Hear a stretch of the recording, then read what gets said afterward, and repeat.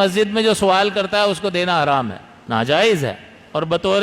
جرمانہ اس کی شدت کو اور سختی کو بیان کرتے ہوئے علماء نے یہ فرمایا کہ اگر کسی نے 1 درہم دے دیا تو اس کو کفارے کے طور پر اس کو 70 درہم دینے ہوں گے۔ یعنی اس کی شدت کو بیان کرنے کے لیے اس طرح سے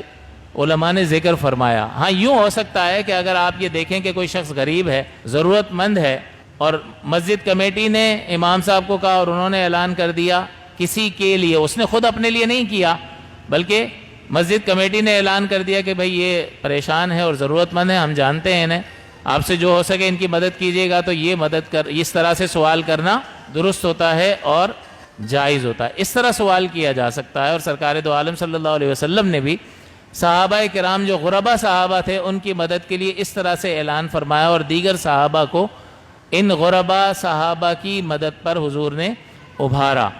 یہ تو ٹھیک ہے، لیکن جو اپنے لیے سوال کرتا ہے مسجد میں، اس کو اپنے لیے سوال کرنا جائز نہیں ہے۔